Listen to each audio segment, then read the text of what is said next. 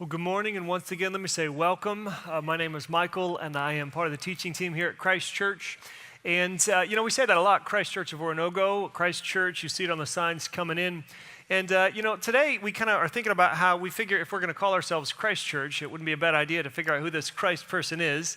And so to that end, what we've been doing really all year long is we've been walking through the life story of Jesus from beginning to end. We started at the beginning, and we're going to carry this through until we get to the final moment. In an effort to understand who this person is, we're calling it the gospel.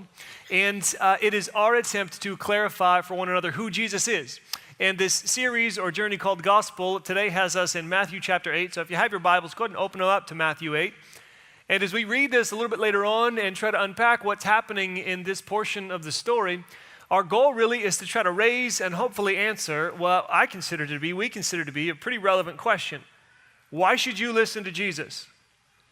Why should you take his voice as an authority in your life? Why should you do what he says? Anybody else but me get a little bit anxious when you have to rely on somebody else's word, on somebody else's expertise? Like this happens for me mostly when I'm trying to purchase something or when I'm trying to fix something, Like I'm currently in the market for a grill, so I'm going to all these stores and I'm talking to these salespeople and what's the difference between these grades and that grades and telling me about the quality of steel and all these different things, and they're answering my questions. But if you've been in that moment, are you like me that you're thinking, you're answering my question, but you also want me to buy this thing, so you're probably going to tell me whatever I want to hear. That's why we look up online reviews. We want to get an unbiased voice so that we don't have to rely on one person's word or on one person's expertise. Or when I'm trying to fix something, like you got maybe a leak in your roof, and so you call up a roof and they come check it out, and they're like, well, yeah, the leak is centered right here, but actually there's some structural damage. It's a little bit wider, so you thought it was going to be this, but actually it's going to be this. And you're thinking, like, if you lied to me right now, I would not have any idea how to figure out whether you were actually telling the truth. So why should I believe you? Is this happening to anybody else but me?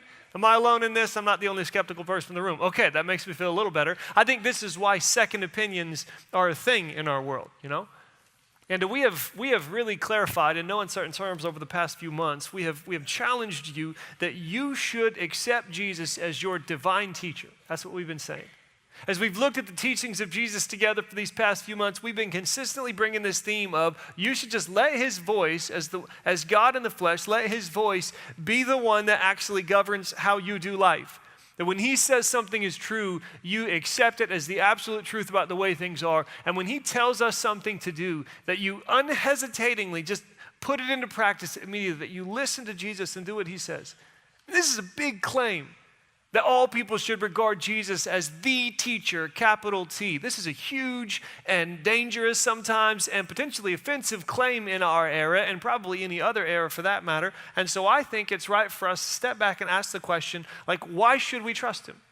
Why should we listen to him, the one we read about in this book? Why? And not us. Not Mark and I, whomever else may come up here and try to articulate the word. Like, that's a different question.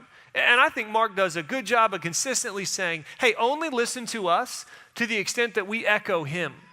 Only take our voices as relevant to the extent that we reliably transmit what he has said and done. So I'm not talking about us, I'm talking about him. Why should you listen to him?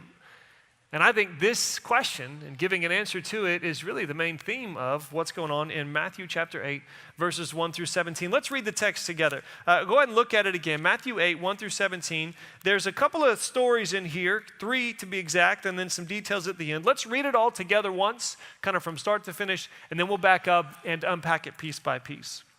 Here's what Matthew writes. Matthew 8, 1. When Jesus came down from the mountainside, large crowds followed him. A man with leprosy came and knelt before him and said, Lord, if you are willing, you can make me clean. Jesus reached out his hand and touched the man. I'm willing, he said. Be clean. And immediately he was cleansed of his leprosy. Then Jesus said to him, see that you don't tell anyone, but go show yourself to the priest and offer the gift Moses commanded as a testimony to them. Okay, verse 5. When Jesus had entered Capernaum, a centurion came to him asking for help. But Lord, he said, my servant lies at home paralyzed, suffering terribly. Jesus said to him, shall I come and heal him? And the centurion replied, Lord, I do not deserve to have you come under my roof, but just say the word and my servant will be healed. For I myself am a man under authority, with soldiers under me. I tell this one, go, and he goes, and that one, come, and he comes. I say to my servant, do this, and he does it. When Jesus heard this, he was amazed, and he said to those following him, "Truly I tell you, I have not found anyone in Israel with such great faith. I say to you that many will come from the east and the west and will take their places at the feast with Abraham, Isaac, and Jacob in the kingdom of heaven. But the subjects of the kingdom," people who are supposed to get it, "subjects of the kingdom will be thrown outside into the darkness where there will be weeping and gnashing of teeth." Then Jesus said to the centurion, "Go, let it be done just as you believed it would." And his servant was healed at that moment.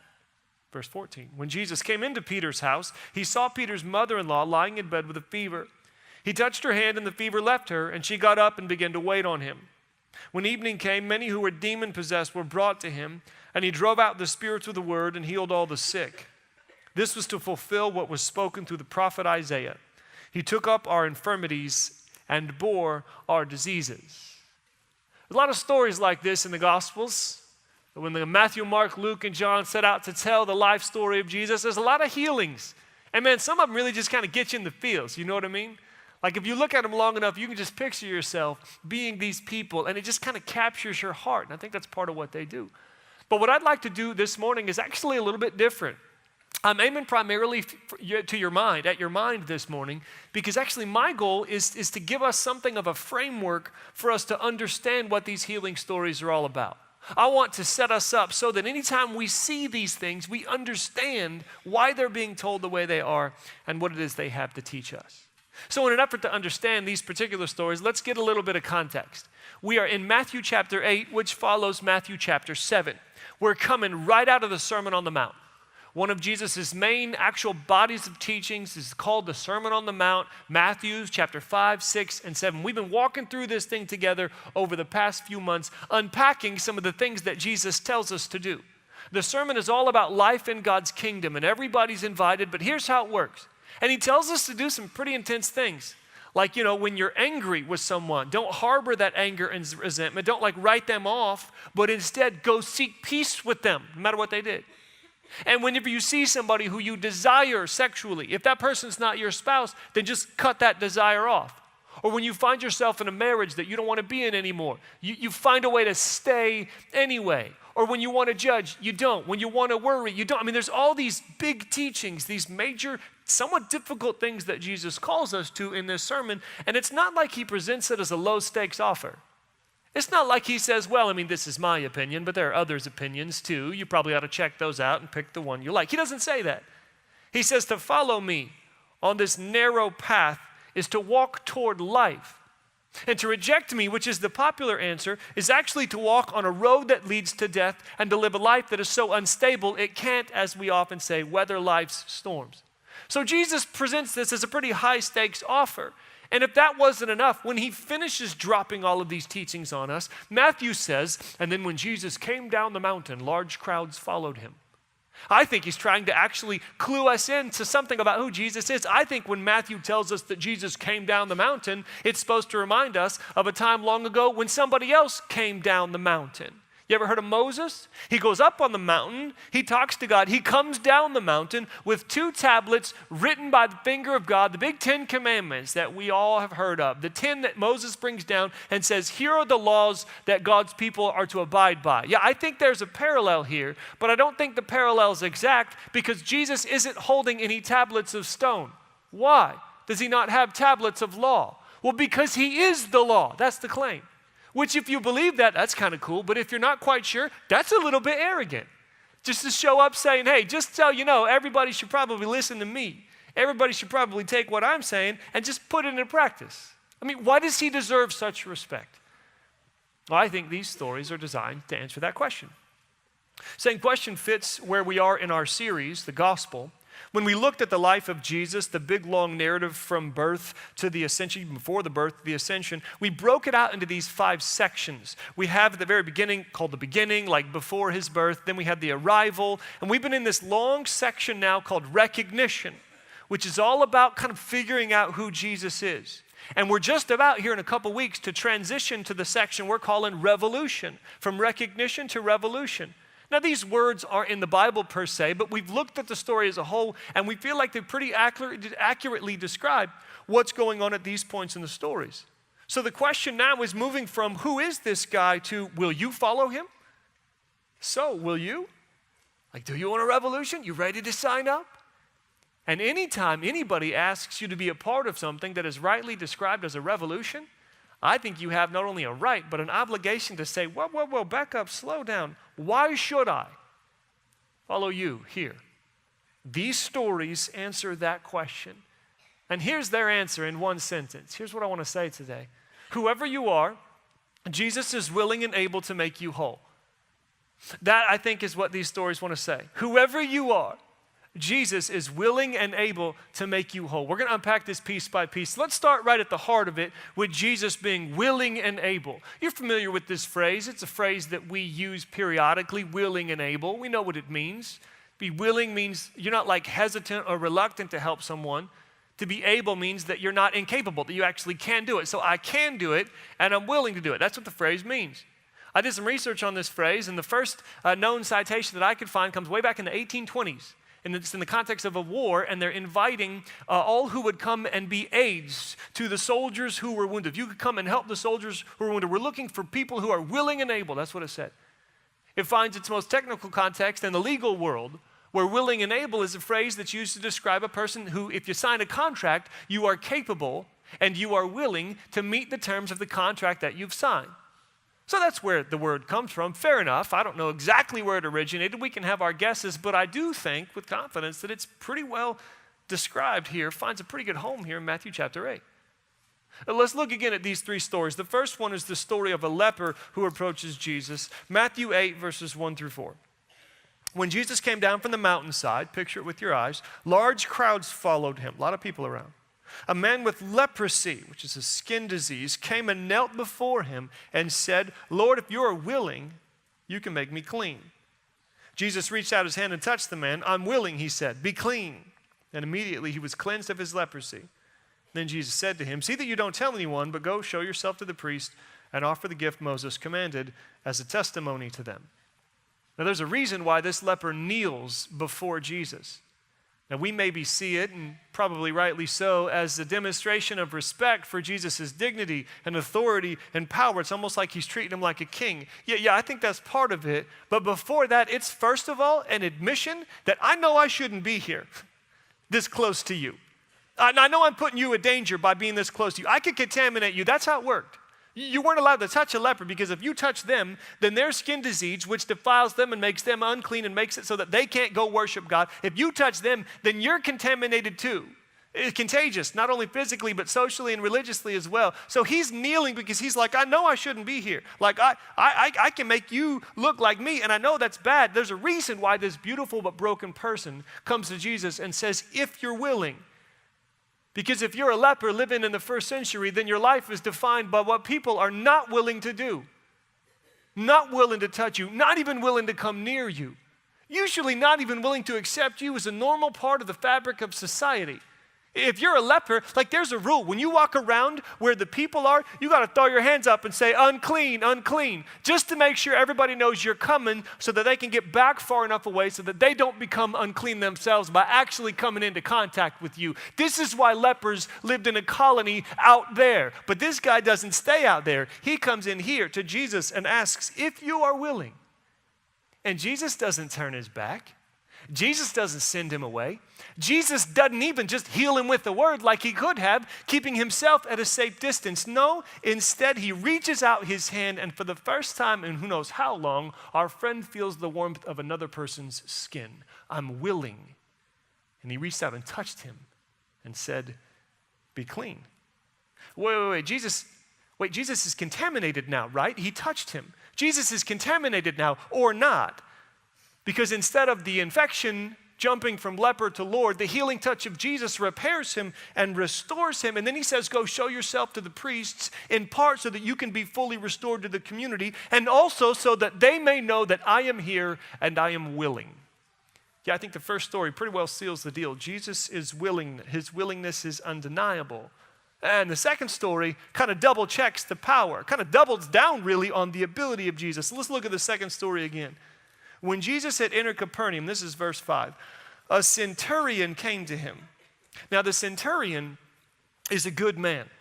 We know this because Luke, the other gospel writer, also tells this story, and he informs us that this man, though he's a part of the Roman army, he's a Gentile, he's not a Jew, he's not an Israelite, though he's a part of the Roman army, he devoted some funding so that the Jews in this region could build a synagogue. He's a good man, takes care of people, right? He's a good guy, good leader too.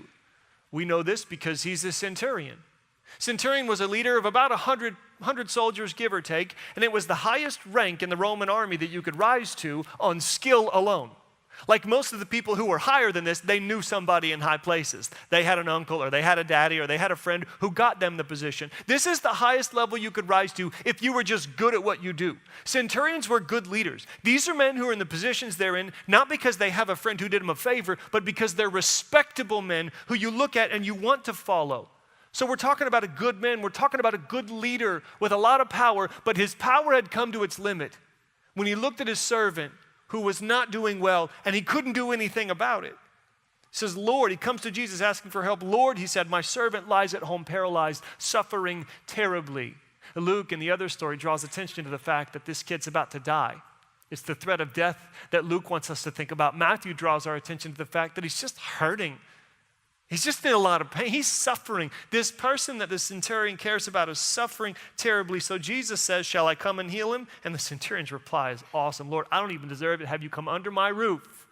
Just say the word and he'll be healed. I know how this works. He says, I'm a man under authority with people under me. I don't have to do things every time. I can just say, go, he goes, come, he comes, do this, he does that. And Jesus is like, wow. Jesus is amazed. There's 2 times in the gospel when Jesus steps back and says, you just blew my mind. 2 times when he's described as being amazed. Once is in Nazareth, his hometown, when he is amazed at their lack of faith. The other time is right here when he is amazed at this guy, this Gentile Roman soldier's faith. And he says, I've not seen this faith. I've not seen something this great, even in Israel. Even among the people who should know, I don't see something like this. This guy recognizes, look at what faith is here. Faith is an absolute confidence in what Jesus is able to do. Centurion says, listen, I know, I get it. I have some power. Then he attributes to Jesus a much more powerful form of the same. Even though he was on the inside. Jesus says, people who are on the inside, people who should know, don't have what you have. You're not even an Israelite. And yet you've demonstrated the one thing that means a person gets God's kingdom, faith. Story number 2, Jesus, yeah, he's able, just with the word, to take care of the problems. And for good measure, we got a third story, so let's pick up on it, verses 14 and following. Jesus finally comes to where he's going there in Capernaum, Peter's house. He sees Peter's mother-in-law lying in bed with a fever. Now, nobody likes to have a fever, but there's more going on than just, oh, my temperature is rising and I'm coughing a bit. This fever put her down. It's probably a pretty tough lady. This fever put her down, like you've had a bad fever. And not only did like the fever put her down, like this was a socially shameful situation in the first century. Some of y'all are hosts with the most or hostesses with the mostesses. Like, you know, if somebody comes into your home and you're supposed to take care of them, you want to take care of them. And if you don't have the means or ability to do so, you don't feel right. Like, multiply that by 10. In the ancient Eastern society, for this woman to not be capable of taking care of the honored guests that are coming to her home, this is a shameful thing. So what does Jesus do? Well, he doesn't shame her. He touched her hand and the fever left her, and she got up and began to wait on him. And just so we know it's not just a few, it says, when evening came, many who were demon-possessed were brought to him, and he drove out the spirits with a word and healed all the sick.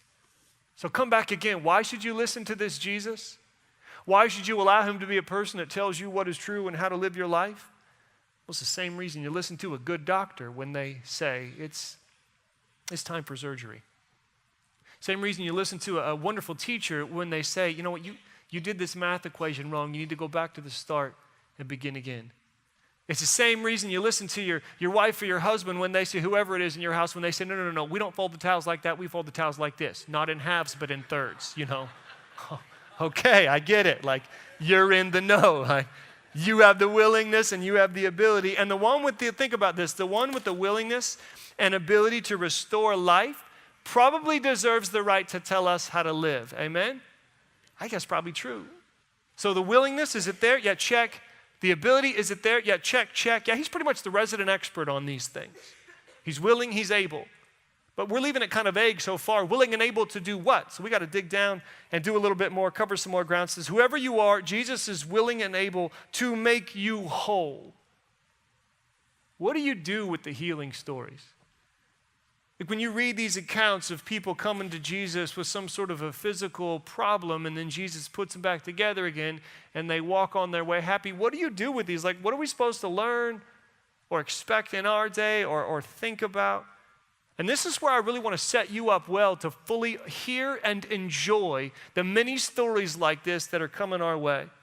Because healing stories in the gospel, yeah, sure, they're just really cool stories of powerful acts of compassion that put people back together again. Absolutely, absolutely. But they're also signs that point to something else.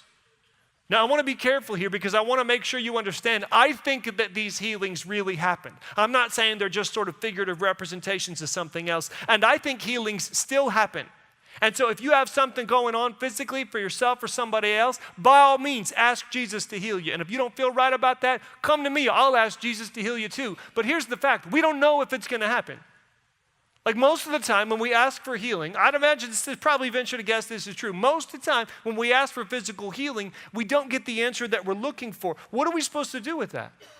And then even in Jesus' time, it feels like he's healing everybody around. Even in his time, you read through the Gospels, you read plenty of times when he didn't heal everybody in Palestine. Sometimes it says he just healed some of them. And what's more, Jesus seems to have a love-hate relationship to these things. Half the time when people come up to him and ask him to do something like this, he says no. And even in like this case where he absolutely is willing to do it, he tells the guy not to go talking about it. Keep it relatively quiet if you would, please. He does this plenty of times. Why? Because anybody's excited about immediate relief, but Jesus knows that he has a larger mission to accomplish. See, the healing stories point beyond themselves to something bigger. So let's think about it like this. More so than just saying, look at Jesus, isn't he cool? The miracle stories of healing show us where we're going. They're like these little snapshots, these single focus images almost of the larger picture of what Jesus is doing in our lives. It's kind of like, I hope this makes sense, it's kind of like the difference between living in time and looking at a timeline. When you're living in time, like you know what's going on in the past, and mainly you're right here in the present, and you're walking into the future. You don't know how it works yet. But when you look at a timeline, you can see the whole thing from start to finish. It's almost like a singular event. And I think when we look at these healing stories where somebody shows up broken and then Jesus puts them back together, and by the end of the story, voila, they're fixed. I think we're looking at a compressed, shortened version of what he's going to do for all of us, of what the end game looks like for you and me. The things that are broken in us are going to be put back together. I think that's a big part of what's happening here, is that they show this process in quick form, where we're going if we trust in Jesus. And speaking of trusting in Jesus, that's the other thing I think they show us. Not just where we're going, but how to get there. Let me ask you a couple of questions, and these aren't rhetorical. You can tell me your answers out loud if you feel so inclined. What was it that the centurion demonstrated that Jesus found so amazing? Faith. And what title did both the centurion and the leper use when they spoke to Jesus? Lord. Well, now that's interesting. Now that's kind of, well, okay, hold on. Maybe there's something there to that. And not only that, there's one more detail in the text I want to draw your attention to. This is the part that put me a little bit like, what's going on here when I was wrestling with this text in the past few weeks? Look at the last verse. Kind of feels out of place a little bit. Verse 17 said, this was to fulfill what was spoken through the prophet Isaiah. He took up our infirmities and bore our diseases.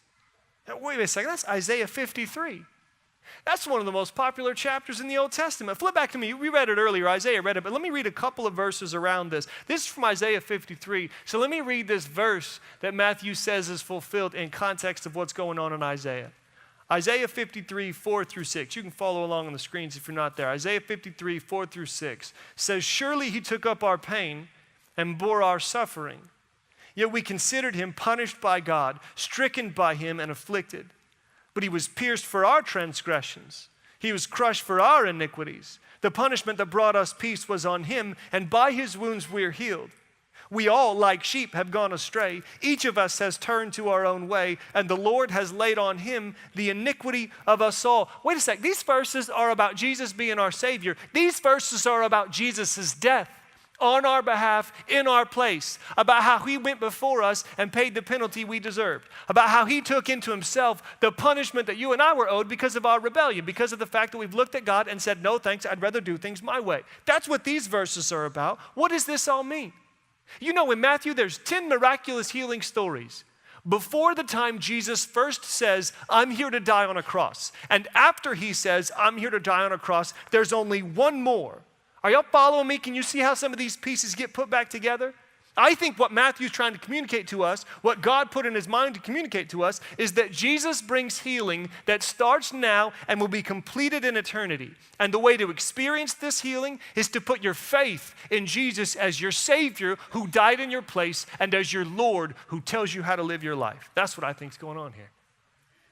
Yeah, what Jesus does for these bodies here in Matthew chapter 8 is a little bit of a picture for us. It points toward what he will do for our entire being, body, soul, and spirit, now and forevermore, if we just trust him.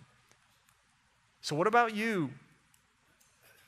Just because you can't see his face, just because you can't physically feel his touch, just because he's not here standing in front of you in the room, doesn't mean his love and his power are ineffective or far away or inaccessible to you. These are the first times in Matthew's gospel when an individual is healed. First personal miracle story in the gospel. And I think Matthew does this on purpose because after this long body of teaching where Jesus is just talking, he just wants to make sure we're still paying attention. He just wants to make sure we're still fully engaged. He just wants to make sure that we're not going, yeah, there's a bunch of ideas and stuff for somebody else, but I'm not sure about me. This is almost like one of those paintings at the museum that has the wandering eye, like wherever you go, it's just looking at you. It freaked me out when I was a kid. It's like God says through Matthew's pen, what about you?